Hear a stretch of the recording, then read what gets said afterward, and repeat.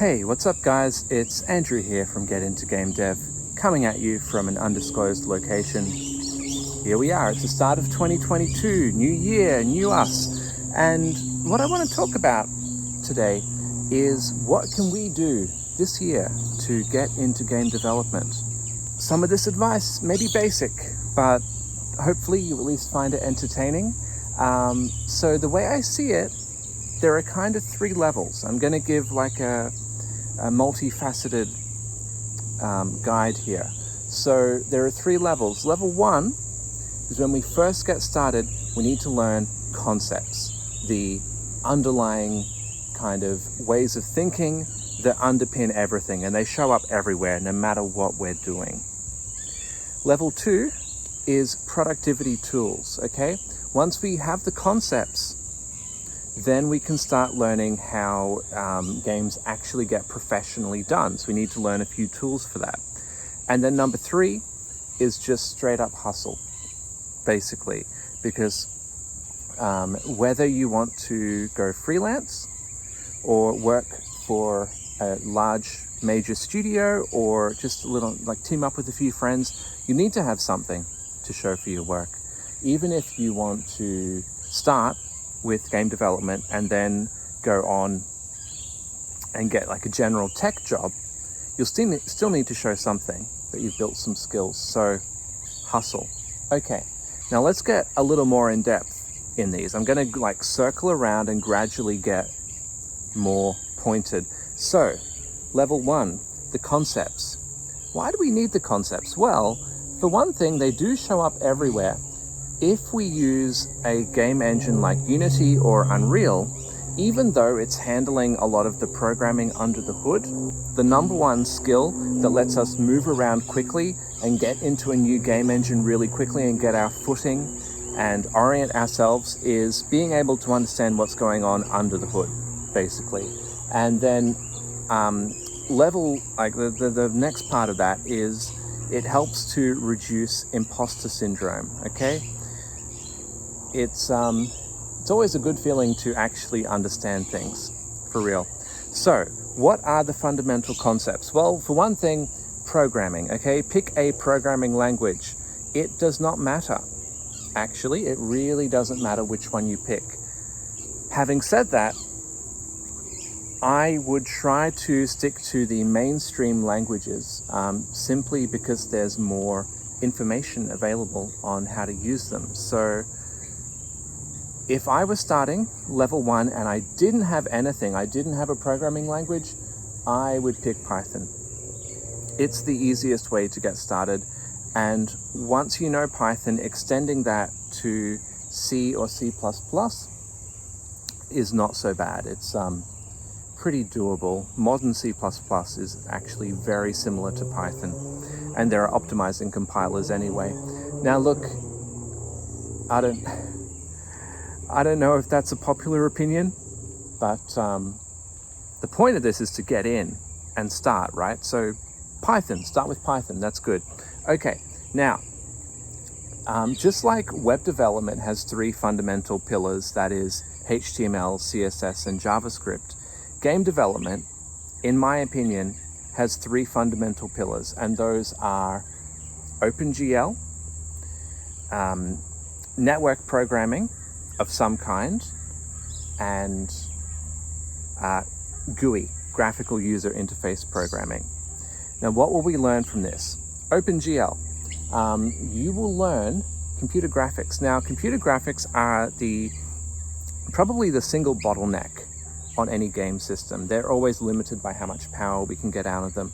So learning some of the compromises that a compiler or a system developer might have to make in designing graphics, it's just really helpful. It'll help you across the board, for real. Network programming, it's important. Most modern games, to a greater or lesser extent, do use some sort of network programming. Like, people tend to focus on graphics, but graphics, they're not everything, right? So look at a game like League of Legends. What kind of graphics are they using? Is it anything beyond learnopengl.com? OpenGL 3.3? No, it's not. A lot of it's network. It's network programming. That's what makes the game enjoyable. Look at a game like Doom Eternal, which famously is just single player. I don't know. Apparently there's a multiplayer thing. I don't use it. If you go in that game and you walk around and you look at the materials really closely, like they're good and all, but like it's not. I don't want to get beat up here, but like the main element of Doom Eternal, which makes it so enjoyable, although the graphics are amazing, it's not the graphics, it's the gameplay. Okay, so there is a balance. And one of the mistakes I made when I was starting this out for the first time is I didn't really focus on network programming, and that comes back in a big way. That's really massive. It is also a slightly different way of programming, so you learn more like defensive programming practices.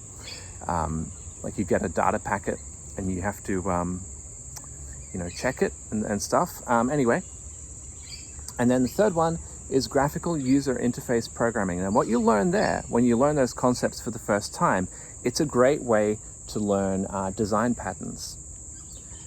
Anyone who watches my videos knows I am really, really mad keen on model view control design pattern. It's really good, okay? What do we have here? What? A leaf, a vine, okay? So this vine has some like attributes like its position and its rotation and everything. It also has an appearance and it also has a behavior. And in the real world, these all look like they're together in the same object. But there is some design benefit to splitting those out into different pieces. And graphical, like GUI programming is really useful for learning that stuff. Okay, so we have that. Do that, right? Then level 2. Productivity tools. Now, the productivity tools I would recommend, and again, this is just my advice, I'm really not that good. Okay, if you want to go down the game design route, then, Unity or Unreal Engine. Godot, if you like, those three, they're really on about the same level, especially for small systems. Like if you want to blow up a million cubes, then yeah, you'll pick Unreal over the others. But like, how much fun is your game if you're just blowing up a million cubes, Really good games designed by one person can be simple. That's perfectly fine. Okay, so there's that. Pick a game engine, that's really good. Or you could go down the kind of modern GUI approach. So down that approach, you would have Qt, PyQt, those are both good.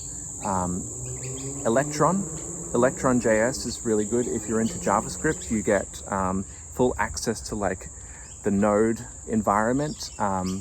So you can slot in all your different components. And the really cool thing about that is you use web design stuff like, web development stuff, HTML, CSS, JavaScript, to build your app, but then it compiles down to a binary, like a cross-platform binary, which is a really novel way of working, and a lot of really good apps are built with Electron.js, so that's probably something to look into as well. I just blanked for a second. So another great thing you can do is just hop on like Upwork or Fiverr.com, one of these freelance sites, and just do some market research. See what kind of skills are people looking for, what like industry tools are people looking for. Now, I'm not saying that we need to cater ourselves just to the industry. You might want to go do your own thing, that's perfectly fine. But there's a reason that the industry is using these tools, right? Because they will boost your productivity, because they're effective. And yeah, so pay attention to that. Oh, I'll talk about this later. Okay, level 3, hustle. That's it, just hustle, right? So while you're going along, level 1 and 2, you're probably making little projects along the way. That's great. but don't go too in-depth in a project too soon. This is just my advice. Do whatever you want. In your early steps, you don't want to go beyond a week building a prototype. But once you have got an intermediate level, then yeah, absolutely, make a 1 month project, make a 2 or 3 month project. If you spend a year doing this, you make 3 month projects, you'll have something pretty solid that you can show for yourself. And the learning never stops, okay? But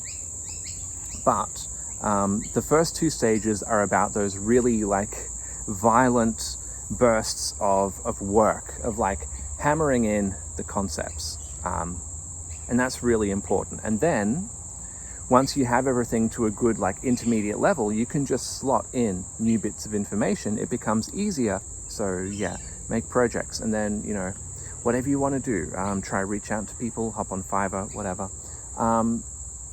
So there's that. Now let's go to an even more kind of granular level, and we need to talk a little bit about the theory of learning, the metacognition of learning. So one of the reasons that I've stratified this into levels is we learn effectively when we're exposed to something which is just about 1 step beyond our level of understanding. Okay.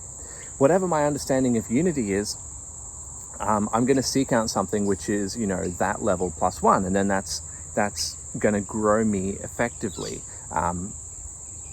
So that's important. Try to have a mentor of some kind. Now, when I say mentor, that could include a book. That's probably the best place to start, right? Find a good online tutorial or book series, okay? OpenGL has been spoiled. We have learnopengl.com is hands down the single, one of the single best, definitely the best resource I know. For other things, you might have to look around a bit more. Have a rock solid resource that you can refer to as you're learning, which, you'll kind of grow along with it. Here's the secret. I feel like most people have a seed that they can draw on when we're talking about learning. Because, when you were a kid, you probably had something that you tried really hard and you were coached in it and you were successful. And it turns out that most of the things that you learn extend. But it's really, it comes down to whatever your experience is. It's up to you to make the connections between those things that you learnt when you were, doing sport or music or something, and draw the metaphors from that and connect it to your programming learning. Let's talk about music, okay? So what do you do when you learn music? Well, first of all, you play scales. Now, scales are very kind of low effort, low reward. I'm not saying they're not good. They're actually really good. Build muscle memory. That's super, super important. But you're not going to become a musician. Okay, it's not the 80s, right? We're not Van Halen. We can't just play scales and call it a record. We can't get Grammys for that anymore. It's useful. So what's the equivalent of scales? Probably any passive medium tutorial, like my videos. My videos are the equivalent of scales, right? They're good to do every now and then. They're good to view every now and then just to get an idea for things, but by themselves, pretty low educational value. You need to kind of take that and run with it. So that's level 1 of learning a completely new skill, is you get input that's easy to digest, that you can understand, and you do your scales, basically. Level 2 is you learn a song and you do a cover, okay? This is more effort because you have to pick the song apart to its components, but still relatively low payout, right? Because you can make Angry Birds in a day. You can make League of Legends in a month, sure. You can make GTA in 2 weeks, sure. But you have not solved the creative problem of designing that from the ground up. And because of that, you haven't plugged a gap in the market, because what? People want to play GTA, they already have GTA. It's not 2005 anymore, So that's a really great learning activity, is to take an existing game which is popular, decompose it, make a copy of it. That's really helpful for learning. And then the final step there is creative work. So you get out there, you put your mark on the world, you make your game, make your project. But that comes after the hard work. And making copies of games still shows your skill. And bit by bit, it helps you to develop your discerning eye for what's good and what's not. So it all ties in together. But think of it like a spectrum from low effort, low payout, to high effort, high payout.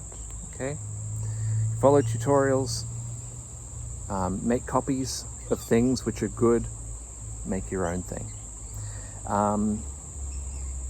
And that's basically it. I guess the last thing I just wanted to talk about was something which could stop you from starting, and that's imposter syndrome. Okay, so that's normal, incredibly normal. I get that all the time, unfortunately. Having a craftsman's mentality, taking a long-term view, focusing on the concepts will help you to overcome imposter syndrome. Think about the times when you learnt something completely new and you were successful at it, and maybe you didn't think you were going to be successful, but you were. Think about the effort that went into that and the kind of self-reflection that you needed to do. It's not easy. It takes time. And so I guess what I'm saying is don't jump into this game development thing and expect it to happen overnight. You wouldn't enjoy it if it happened overnight. It's all about that hustle. So I think that's all that I wanted to talk about. This has been just and in terms of timeline, everyone's timeline is slightly different. People have different amounts of time available. I know they say 10,000 hours are required to achieve mastery, but when you first start out, it's difficult to have a lot of productive hours. You know what I mean? So don't be too hard on yourself. I guess I would recommend maybe 1 year for each of these stages. To be completely honest with you, what I'm up to about year 2, and I want to focus on the GUI side of things, because I think that's interesting to me. So yeah, just have fun with it. You can absolutely 100% get into game development, right? No matter what your skill level, no matter what your age, even if you just want to play around with it, you can absolutely 100% achieve that. So best of luck on your game dev journey, and let's see you in a new year and have fun. All right, see ya.